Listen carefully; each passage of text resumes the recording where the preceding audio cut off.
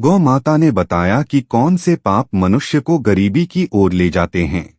मित्रों, प्राचीन काल की बात है। एक छोटे से गांव में गोपाल नाम का एक व्यक्ति रहता था।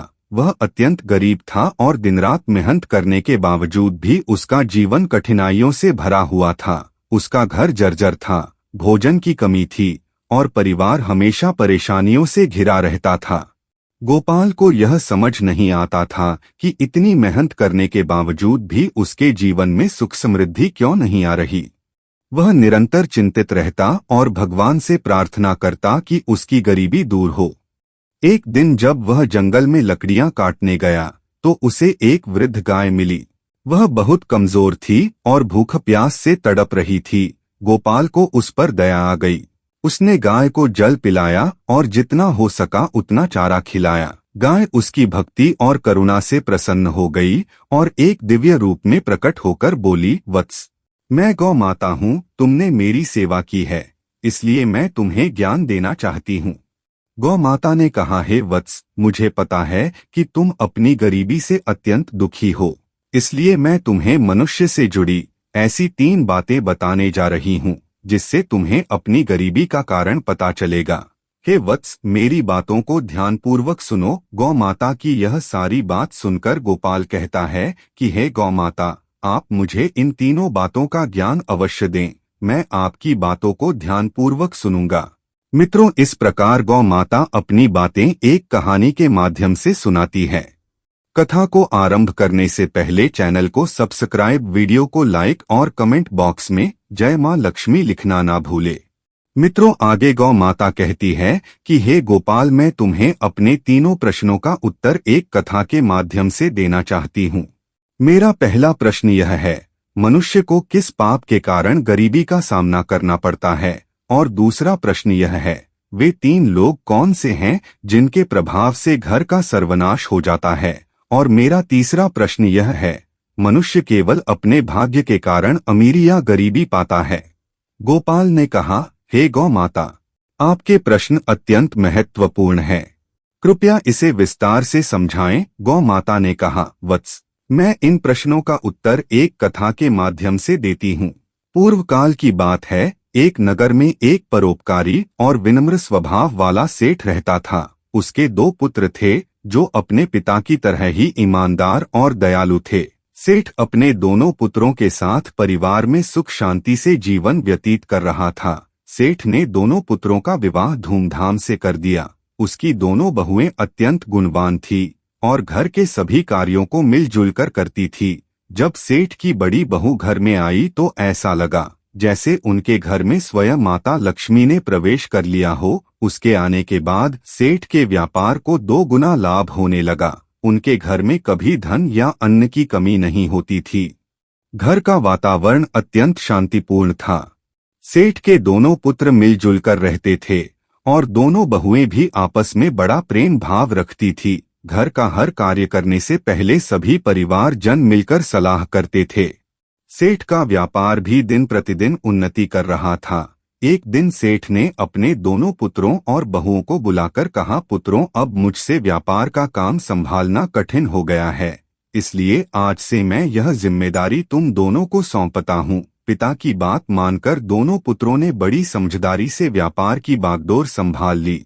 सेठ को यह देखकर संतोष होता था कि उसका परिवार प्रेम और सद्भाव से रह रहा है। उसके दोनों पुत्र व्यापार में उन्नति कर रहे थे और दोनों बहुएं भी घर में सुख शांति बनाए हुए थी। यह सब देखकर सेठ निश्चिंत होकर चैन की नींद सोता था। गौ माता ने कहा, हे गोपाल, सेठ के सुखमय जीवन को देखकर नगर के अन्य लोग उससे ईर्ष्या करने लगे थे। वे सोचते थे कि सेठ का जीवन कितना आरामदायक और सुखद है और उसके परिवार में कोई झगड़ा या परेशानी नहीं है। यह देखकर नगर वासियों के मन में जलन होने लगी। गौ माता कहती है, हे वत्स, जैसे एक बड़ी मछली तालाब में छोटी मछलियों को फलते फूलते देखकर भयभीत होकर उन्हें निगलने की कोशिश करती है, वैसे ही मनुष्य दूसरों की प्रगति देखकर उन्हें पीछे खींचने का प्रयास करता है। इंसान अपनी सफलता से जितना प्रसन्न नहीं होता, उससे अधिक वह दूसरों की तरक्की देखकर बेचैन हो जाता है। एक विद्वान ने ठीक ही कहा है कि मनुष्य अपने दुख से उतना परेशान नहीं होता जितना वह दूसरों के सुख से व्यथित होता है। इसी जलन के कारण नगरवासी सेठ के प्रति षड्यंत्र रचने लगे। उन्होंने सोचा कि किस प्रकार उसके जीवन को कष्टपूर्ण बना दिया जाए। नगर के कुछ लोग सेठ के पंडित के पास गए और बोले, हे पंडित जी, आप यहाँ अभाव में जीवन व्यतीत कर रहे हैं, जबकि आपका जजमान ऐश्वर्य और वैभव से परिपूर्ण जीवन बिता रहा है। वह अपनी बहुओं के हाथ का स्वादिष्ट भोजन कर रहा है और सुख संपत्ति का आनंद ले रहा है। पंडित ने कहा, आप लोग यह सब क्यों कह रहे हैं? आपकी बात का अभिप्राय क्या है? तब नगरवासियों ने बताया, पंडित जी, याद कीजिए, सेठ ने आपको आखिरी बार अपने घर कब बुलाया था? अगर वह आपको यज्ञ और पूजा के लिए नहीं बुलाएगा तो आपकी आय कैसे होगी? आपको दान दक्षिणा कैसे मिलेगी? यदि यह स्थिति बनी रही तो आप और आपके परिवार को भूखा रहना पड़ेगा। पंडित जी ने यह बात सुनकर सोचा, यह तो सच है। सेठ ने बहुत समय से मुझे अपने घर आमंत्रित नहीं किया है। उसका जीवन सुखमय है, लेकिन मेरा जीवन कठिनाई से गुजर रहा है। यह सोचकर पंडित भी बेचैन हो गया। नगरवासियों ने पंडित से कहा, अगर आप चाहते हैं कि आपका जीवन सुखद बने और आपको दान दक्षिणा मिले तो आपको ऐसा उपाय करना होगा जिससे आपके यजमान के घर में कुछ कठिनाइयां आए। जब उसके घर में अशांति होगी तभी वह आपसे समाधान मांगने आएगा और आपको हवन पूजन के लिए बुलाएगा। इतना कहकर नगरवासी पंडित को भड़काकर अपने अपने घर चले गए। नगरवासियों की बातों से प्रभावित होकर वह पंडित चिंता में डूब गया और सोचने लगा, अब मैं ऐसा क्या उपाय करूं जिससे सेठ के घर में कलह हो और उसके व्यापार में हानि होने लगे। तभी वह पंडित अपने गुरु के पास सलाह लेने गया और उनसे कहा, हे गुरुदेव, कृपया मेरी सहायता करें। यदि आप मेरी मदद नहीं करेंगे तो मेरा परिवार भूखा मर जाएगा। जैसे एक मछली का जीवन तालाब के पानी पर निर्भर करता है, वैसे ही पंडितों का जीवन उनके यजमान पर निर्भर करता है। यदि यजमान के घर में कोई समस्या नहीं होगी और वे हमें पूजा पाठ के लिए नहीं बुलाएंगे तो हमारा गुजारा कैसे होगा? हम धन कैसे अर्जित करेंगे? गुरु ने उसकी बात सुनकर कहा, हे शिष्य, तुम चिंता मत करो। मुझे बताओ कि तुम्हारी समस्या क्या है, मैं अवश्य इसका समाधान करूंगा। पंडित ने उत्तर दिया, हे गुरुदेव, मैं चाहता हूं कि सेठ के जीवन में समस्याएं आए, उसके घर में कलह हो और उसके व्यापार में हानि हो, तभी वह मुझे अपने घर पूजा पाठ के लिए बुलाएगा। गुरु ने ध्यानपूर्वक सुनकर कहा, हे शिष्य, सेठ के सुखद जीवन का मुख्य कारण उसकी बड़ी बहू है। वह माता लक्ष्मी की नित्य पूजा करती है, जिसके कारण उनके घर पर माता लक्ष्मी की कृपा बनी हुई है। जब से वह बहू इस घर में आई है तब से सेठ का जीवन धन धान्य से परिपूर्ण और सुखमय हो गया है। ऐसी धार्मिक और गुणवान स्त्री जिस घर में होती है वहां कभी धन का अभाव नहीं होता। यह सुनकर पंडित ने कहा, हे गुरुदेव, यदि ऐसा है तो क्या कोई उपाय है जिससे सेठ के घर में अशांति और व्यापार में हानि हो सके? गुरु ने कहा, तुम चिंता मत करो, तुम्हें बस एक सरल उपाय करना है। सेठ के घर जाओ और उससे एक पीतल का लोटा मांग लो। उस लोटे को अपने घर ले जाकर रख लेना। जब तुम ऐसा करोगे तो कुछ ही समय में सेठ के व्यापार में हानि होने लगेगी और उसके घर में कलह शुरू हो जाएगा। उसके पुत्र आपस में झगड़ने लगेंगे और उसके जीवन में कष्ट बढ़ जाएंगे।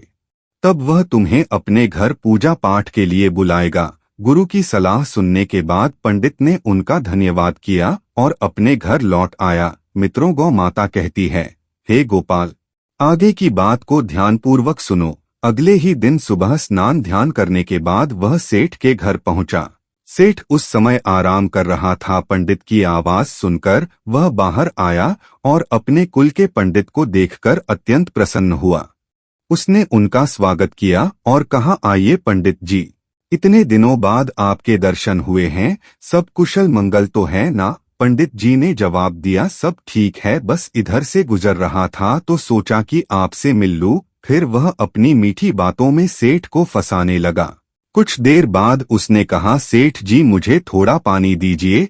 सेठ पानी लाने के लिए जाने लगा, तभी पंडित ने कहा, सेठ जी, पानी पीतल के लोटे में लाइए। सेठ मुस्कुराते हुए बोला, जैसा आप कहे पंडित जी। इतना कहकर सेठ अंदर चला गया। इधर उसकी बड़ी बहू जो अत्यंत चतुर और समझदार थी, ज्योतिष का थोड़ा ज्ञान भी रखती थी, जब उसने देखा कि पिताजी पीतल का लोटा लेकर जा रहे हैं तो तुरंत उनके पास आई और कहा, पिताजी, यह लोटा थोड़ी देर के लिए मुझे दे दीजिए, मैं इसे जल्दी ही लौटा दूंगी। सेठ ने सहर्ष लोटा उसे दे दिया। बड़ी बहू ने उस लोटे का पानी निकालकर अपनी गौ माता को पिला दिया और फिर उसमें नया पानी भरकर लोटा वापस ससुर को दे दिया। सेठ ने वह पानी पंडित को दिया। पानी पीने के बाद पंडित ने कहा, सेठ जी, यह पीतल का लोटा बहुत अच्छा है, क्या आप इसे मुझे दे सकते हैं? सेठ हंसते हुए बोला, पंडित जी, यह तो बहुत छोटी बात है, आप इसे अपने साथ ले जाइए।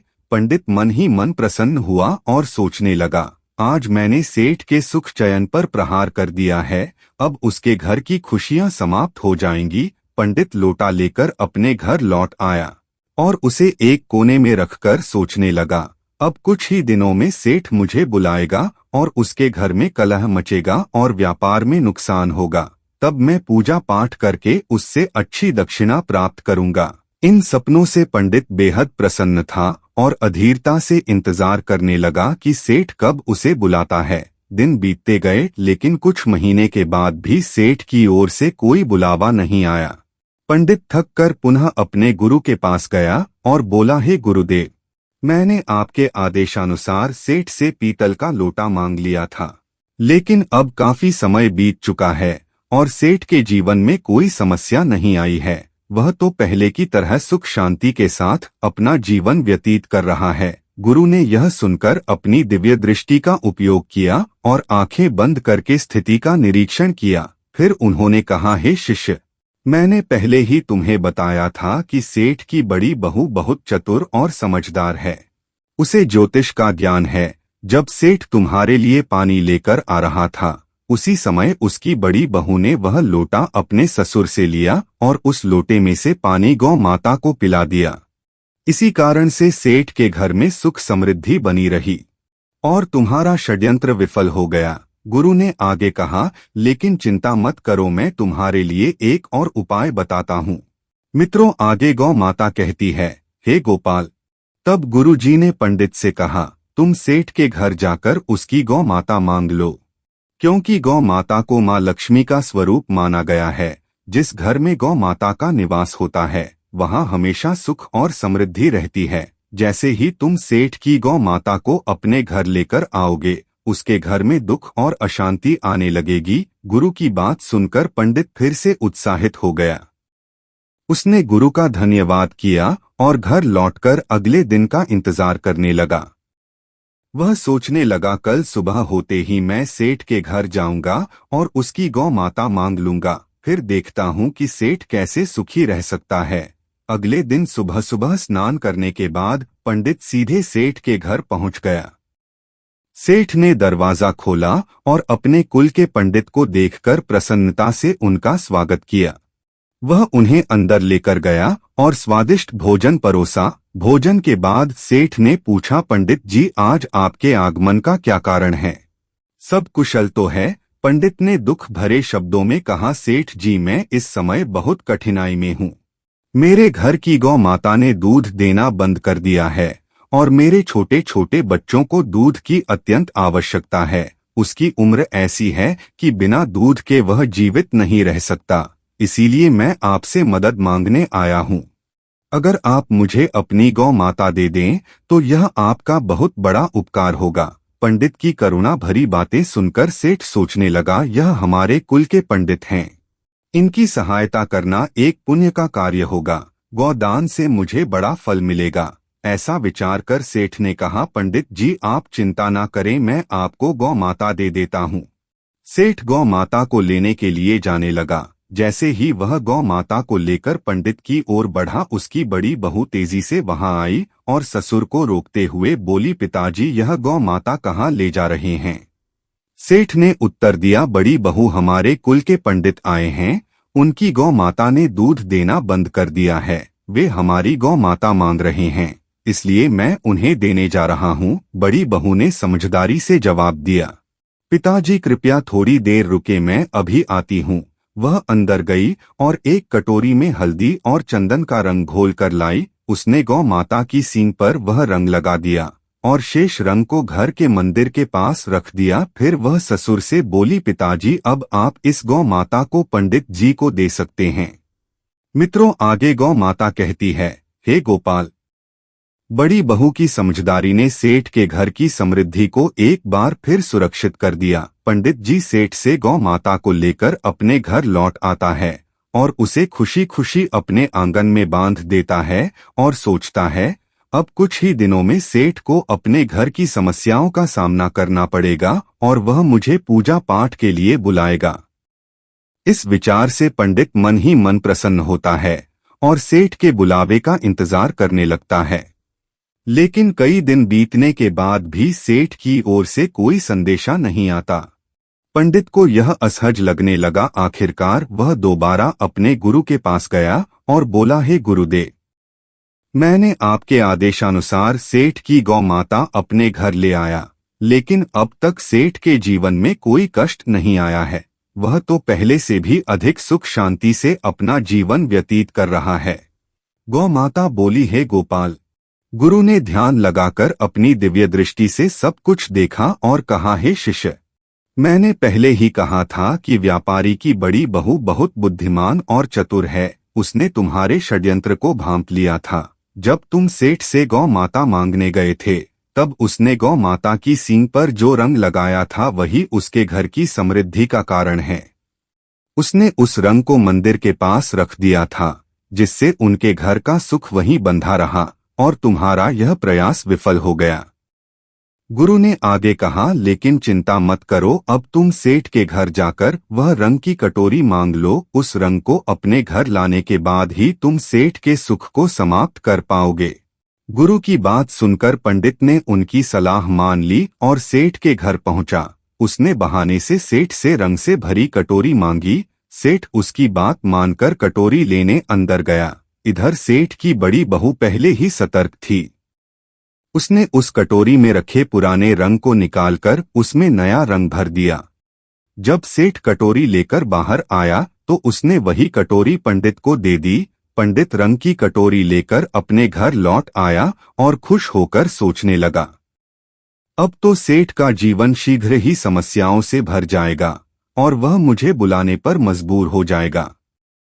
लेकिन महीनों बीत गए और सेठ का जीवन पहले से भी अधिक सुखद और समृद्ध होता चला गया। थक हार कर पंडित फिर से अपने गुरु के पास गया और बोला, हे गुरुदेव, मैंने आपके कहे अनुसार रंग की कटोरी भी सेठ के घर से ले आया, लेकिन उसका जीवन पहले से भी अधिक सुखमय हो गया है।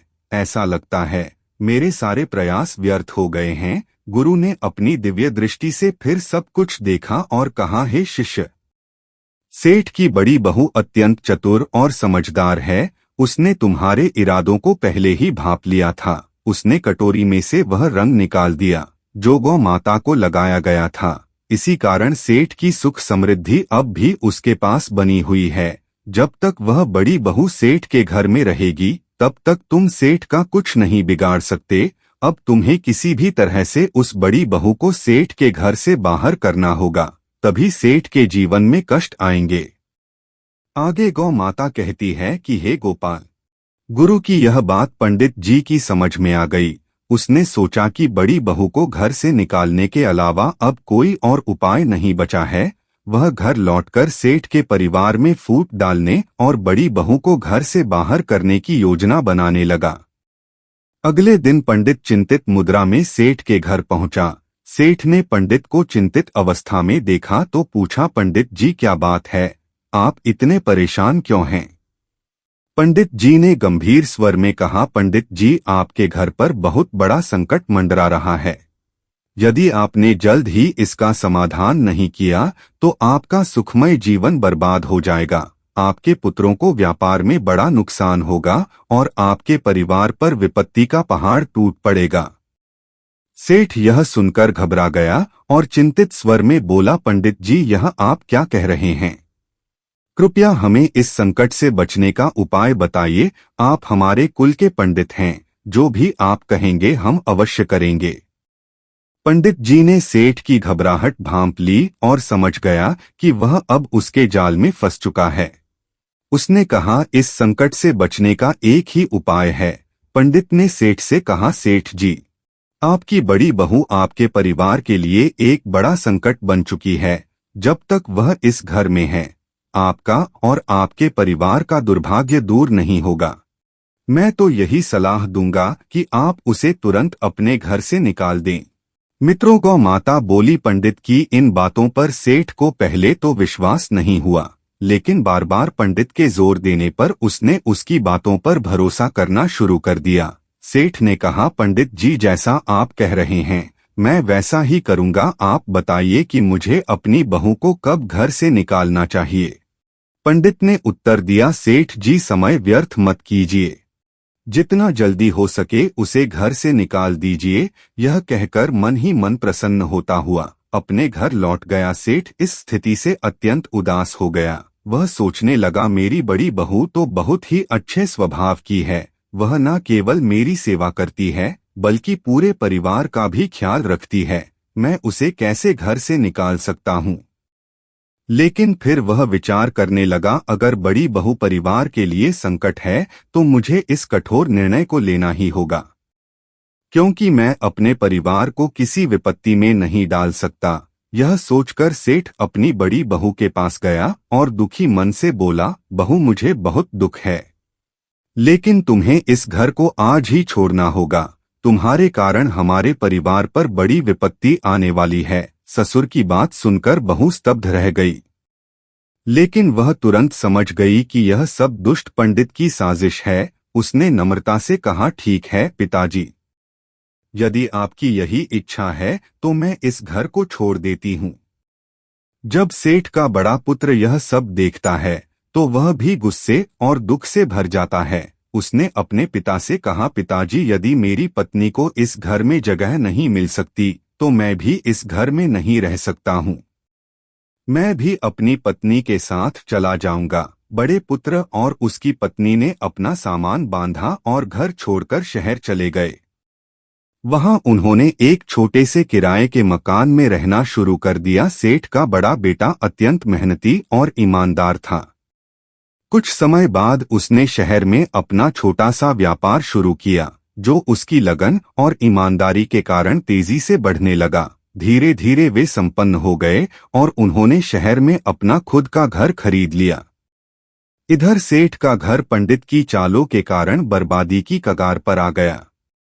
मित्रों, गौ माता गोपाल से कहती है, हे वत्स, घर में हर दिन झगड़े और कलह होने लगे। सेठ का छोटा बेटा, जो पहले व्यापार में मन लगाता था, बुरी संगति में फंस गया। वह बेवजह धन उड़ा रहा था। पंडित पूजा पाठ के बहाने सेठ से लगातार धन लेता रहा और धीरे धीरे सेठ की सारी जमा पूंजी समाप्त हो गई। व्यापार भी पूरी तरह से बंद हो गया। अब तो स्थिति यह हो गई कि घर में खाने पीने का भी अभाव हो गया। नगरवासी सेठ की दुर्दशा देखकर हंसते और ताने मारते। उसकी दशा का मजाक उड़ाया जाता। यह सब देखकर सेठ को बड़ा दुख होने लगा। उसने दुखी मन से सोचा, अब मेरी जिंदगी बेकार हो गई है, मृत्यु के अलावा कोई रास्ता नहीं बचा। यह विचार आते ही उसकी आंखों से आंसू बहने लगे और वह निराशा में डूबा हुआ रोता हुआ नदी की ओर बढ़ने लगा। रास्ते में उसकी मुलाकात एक तेजस्वी साधु से हुई, जिनके मुख पर दिव्य तेज था। उनके माथे पर चंदन का चमकता टीका और लंबे घने केश उनके व्यक्तित्व को अद्वितीय बना रहे थे। उनकी उपस्थिति में एक अद्भुत शांति थी जो किसी को भी प्रभावित कर सकती थी। साधु को देखकर सेठ ने उन्हें प्रणाम किया और चिंतित होकर आगे बढ़ने लगा। साधु ने कहा, हे पुत्र, ठहरो, तुम्हें इतनी चिंता क्यों है, क्या बात है? सेठ ने रुककर साधु के समक्ष अपना पूरा हाल सुना दिया। उसकी बातें सुनकर साधु ने तुरंत स्थिति को समझ लिया। साधु बोले, हे पुत्र, तुम्हारे जीवन में सभी परेशानियां उसी दिन से शुरू हुई जब तुमने अपनी बड़ी बहू को घर से निकाला। वह साक्षात माता लक्ष्मी का स्वरूप है। उसकी भगवान के प्रति निष्ठा और नित्य पूजा पाठ के कारण तुम्हारे घर में सुख समृद्धि थी। साधु की बातें सुनकर सेठ को अपनी भूल का एहसास हुआ। उसने साधु का हाथ जोड़कर आभार व्यक्त किया और वह तुरंत शहर गया और अपने बड़े पुत्र के घर पहुंचकर अपनी बहू के समक्ष हाथ जोड़कर क्षमा मांगते हुए बोला, बहू मुझे माफ कर दो, मैंने उस दुष्ट पंडित की बातों में आकर तुम्हें घर से निकाल दिया। लेकिन सच्चाई यह है कि तुम हमारे परिवार की लक्ष्मी हो। जब तक तुम घर में थी सुख और शांति बनी रही, लेकिन तुम्हारे जाने के बाद से हमारा घर क्लेश और दुखों से घिर गया है। हमारा व्यापार पूरी तरह से ठप हो चुका है। बड़ी बहू ने ससुर की बात सुनकर विनम्रता से उत्तर दिया, पिताजी आप चिंता न करें, मैं तुरंत घर लौटती हूँ। बड़ी बहू ने ससुर को आश्वस्त किया कि वह जल्द ही घर वापस आ जाएगी, जिससे उनकी चिंता कम हो जाए। बड़ी बहू बोली, पिताजी मैं पहले ही समझ चुकी थी कि पंडित ने हमें बाहर करने के लिए यह षड्यंत्र रचा था। फिर वह ससुर और अपने पति के साथ खुशी खुशी घर लौट आई। मित्रों, गौ माता गोपाल से कहती है कि हे पुत्र, मेरा पहला प्रश्न यह था कि मनुष्य को किस पाप के कारण गरीबी का सामना करना पड़ता है। हे गोपाल, इस प्रश्न के उत्तर को अब तुम ध्यान से सुनो। इस संसार में कई लोग होते हैं जो दूसरों की खुशियों से जलते हैं और उन्हें बर्बाद करने का प्रयास करते हैं, लेकिन यह हम पर निर्भर करता है कि हम किसकी बातों पर भरोसा करते हैं और कैसे निर्णय लेते हैं। यदि हम गलत लोगों की बातों में आकर अपने ही परिवार को तोड़ेंगे तो निश्चित रूप से हमारा घर बर्बाद हो जाएगा और हमारी स्थिति दयनीय हो जाएगी। बड़ी बहू के घर लौटने के कुछ ही दिनों बाद सेठ का व्यापार फिर से चलने लगा। उसका परिवार एक बार फिर सुख शांति से भर गया। घर में खुशियां लौट आई और सेठ ने समझ लिया कि सही निर्णय ही परिवार की नींव को मजबूत रखते हैं। गौ माता ने गोपाल से कहा, बेटा अब मैं तुम्हें एक महत्वपूर्ण बात बताने जा रही हूँ, जो मेरे दूसरे प्रश्न का उत्तर है। ध्यान से सुनो। जिस घर में 3 प्रकार के लोगों की बात मानी जाती है, वहां विनाश निश्चित होता है। गोपाल ने पूछा, गौ माता वे 3 लोग कौन हैं? गौ माता ने समझाते हुए कहा, पहला, अहंकारी और दुष्ट स्वभाव वाले व्यक्ति। जिस घर में ऐसे व्यक्ति की बात सुनी जाती है, वहां अशांति और विनाश होता है।